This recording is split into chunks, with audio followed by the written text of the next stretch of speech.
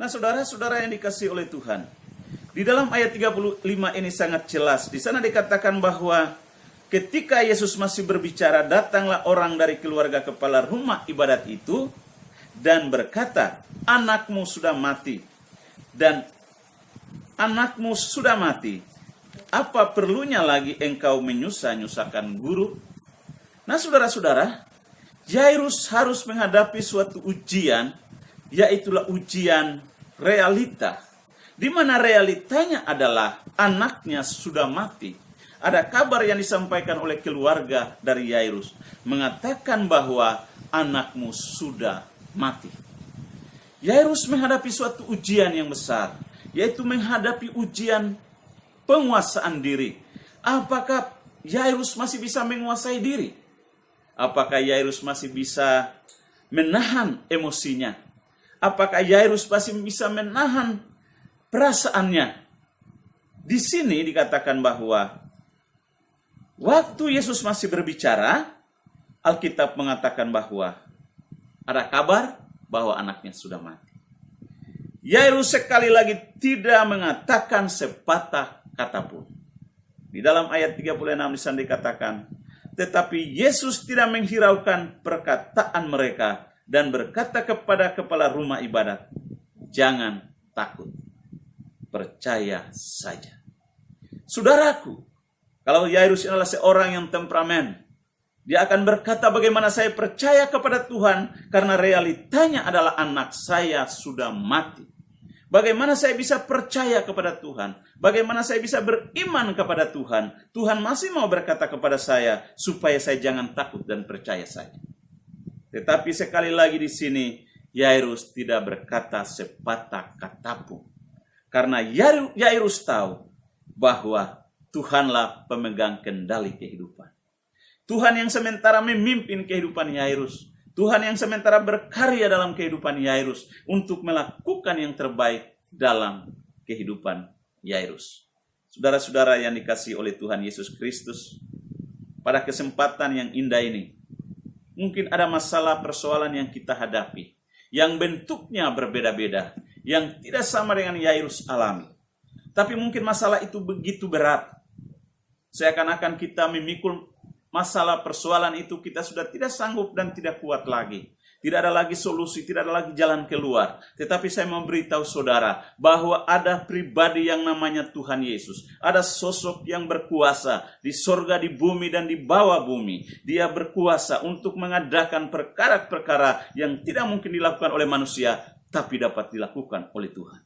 Saudara-saudara yang dikasihi oleh Tuhan, akibatnya Yairus bersabar, akibatnya Yairus menguasai diri, akibatnya Yairus bisa mengontrol emosinya, akibatnya dahsyat. Di dalam ayat 36 sampai dengan ayat ke-43 di sana dikatakan begini.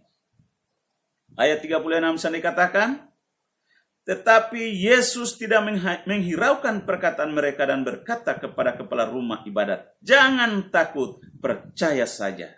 Lalu Yesus tidak memperbolehkan seorang pun ikut serta kecuali Petrus, Yakobus, dan Yohanes, saudara Yakobus. Kalau Tuhan mau melakukan mujizat, Tuhan tidak lagi melihat kondisi, Tuhan tidak bisa dipengaruhi oleh situasi, kondisi, dan keadaan. Mujizat Tuhan kalau mau terjadi, mujizat itu dapat terjadi, tidak bisa dibatasi oleh situasi dan keadaan. Tidak bisa dibantah oleh keadaan atau realita yang sementara dihadapi oleh kita. Karena apa? Tuhan yang berdaulat dan berotoritas dalam melakukan segala kasih kuasa dan mujizatnya. Karena itu Bapak Ibu Saudara-saudara yang dikasihi oleh Tuhan, di dalam ayat ini dikatakan bahwa jangan takut, percaya saja. Dalam kondisi dan keadaan realita yang dihadapi oleh Yairus bahwa anaknya sudah mati, tetapi Yesus mau berkata, percaya saja. Adakah kita di dalam menghadapi suatu realita atau kenyataan yang kita hadapi bahwa kondisi dan keadaan tidak mungkin berubah menurut logika kita, menurut akal kita? Jangan kita meragukan Tuhan, jangan kita meragukan janji-janji Tuhan, tapi marilah kita tetap percaya, marilah kita tetap konsisten, pegang janji-janji Tuhan dan berjalan dalam iman, karena di situ Tuhan akan bekerja melakukan perkara-perkara yang luar biasa dalam kehidupan Bapak, Ibu, Saudara, dan saya. Karena itu, di dalam masalahmu, di dalam masalahku, percayalah, ada Tuhan yang bersama dengan kita, yang sanggup mengadakan yang tidak mungkin menjadi mungkin.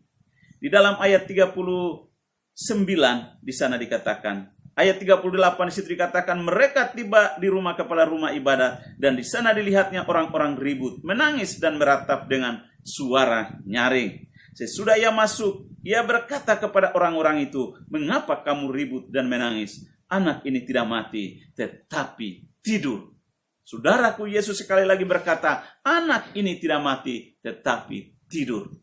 Yesus hendak memberitahukan kepada mereka, kalian melihat realita atau kenyataan ini, bahwa anak ini benar-benar mati. Tetapi Yesus mau sampaikan kepada mereka bahwa dia adalah kebangkitan dan hidup. Dia akan membangkitkan orang yang mati sekalipun dan dapat menjadi hidup.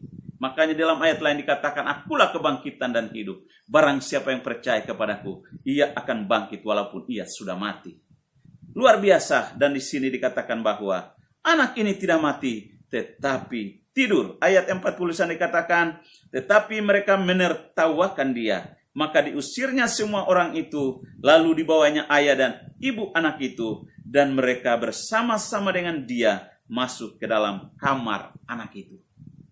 Di sini Yesus hendak memberikan suatu pembelajaran kepada kita, bahwa dalam realita atau kenyataan yang dihadapi oleh kita yang tidak mungkin sesuatu terjadi menurut akal sehat kita, menurut logika kita, menurut pemikiran kita, menurut ilmu kedokteran, tidak mungkin anak yang sudah mati ini akan bangkit. Tetapi Yesus mau melakukan sesuatu supaya orang-orang yang hadir di situ, mereka percaya bahwa Yesus adalah Tuhan dan Juru Selamat. Dia adalah kebangkitan dan kehidupan. Lalu dalam ayat 40, di dalam ayat 41 di situ dikatakan, lalu dipegangnya tangan anak itu. Katanya, Talita kum, yang berarti, hai anak, aku berkata kepadamu, bangunlah. Seketika itu juga anak itu bangkit berdiri dan berjalan, sebab umurnya sudah 12 tahun. Semua orang yang hadir sangat takjub. Dengan sangat ia berpesan kepada mereka, supaya jangan seorang pun mengetahui hal itu. Lalu ia menyuruh mereka memberi anak itu makan. Oleh karena Yairus, dia beriman, dia percaya kepada Tuhan Yesus Kristus. Dan itulah sebabnya dia datang, dia tersungkur di depan kakinya. Dan dia memohon dengan sangat, supaya anaknya disembuhkan oleh Tuhan. Tetapi rupa-rupanya di dalam perjalanan, kabar dari keluarga Yairus datang dan memberikan kabar bahwa anaknya sudah mati. Ini merupakan suatu realita yang tidak bisa ditepis oleh apapun, oleh ilmu pengetahuan. Memang jelas anak ini sudah mati. Tapi Yesus ketika sampai ke rumah Yairus, Yesus berkata, anak ini tidak mati tetapi tidur. Orang-orang menertawakan Yesus. Mereka menertawakan Yesus. Karena apa? Benar-benar anak itu sudah mati. Tetapi Yesus masuk ke dalam memegang tangan itu dan berkata, hai anak, bangunlah. Dan dikatakan seketika itu juga anak itu hidup. Anak itu bangkit dan berdiri. Dan mereka memberi dia makan. Saudaraku yang dikasihi oleh Tuhan, mujizat terjadi berdasarkan kedaulatan dan otoritas Tuhan. Tidak bergantung kepada situasi dan kondisi. Tidak bergantung kepada realita dan kenyataan. Yang sementara kita pikirkan sulit dan tidak mungkin bagi logika dan akal kita. Tapi bagi Tuhan tidak ada perkara yang mustahil. Dan itu yang terjadi, yang dialami oleh Yairus. Yairus bersama istri dan keluarganya bersuka cita, bergembira. Karena apa? Karena anak yang mati ini sudah dibangkitkan dari kematian. Dia hidup kembali. Mereka bersuka cita. Orang-orang lain yang menyaksikan peristiwa ini, mereka juga memuliakan Tuhan. Mereka percaya, dikatakan mereka takjub. Artinya mereka heran.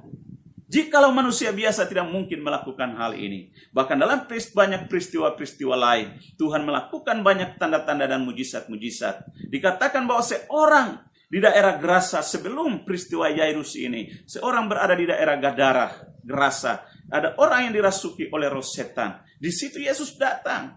Iblis tahu. Dia berkata, aku tahu engkau adalah anak Allah yang maha tinggi. Dan kemudian Yesus menegur roh jahat itu. Yesus mengusir roh jahat itu. Dan roh jahat itu keluar dari anak orang yang dirasuki ini. Dan orang itu dipulihkan dan disembuhkan.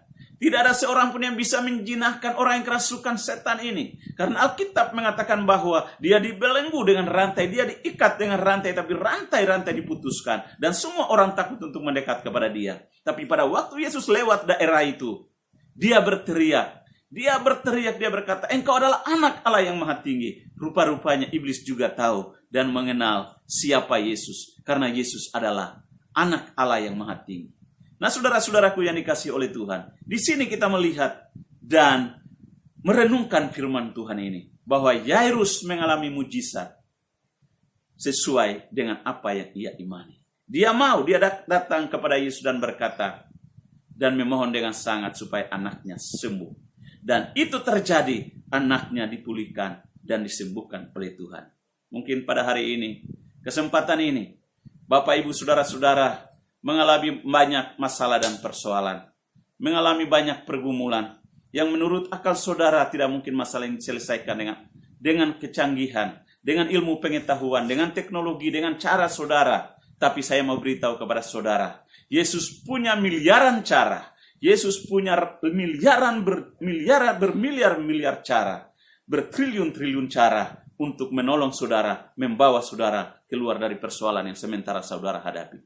Apapun masalahmu, serahkanlah kepada Tuhan. Dan ingat, waktu engkau beriman kepada Dia, maka sesuatu akan terjadi dalam kehidupan. Engkau akan mengalami perubahan. Pikiranmu diperbaharui, perasaanmu diperbaharui, hatimu diperbaharui. Iman percayamu tidak lagi kepada dunia ini, tidak lagi kepada roh-roh jahat, kepada iblis dan setan-setan, tetapi hanya beriman kepada Tuhan Yesus Kristus yang adalah Tuhan, Juru Selamat. Dia adalah kebangkitan dan hidup itu. Haleluya.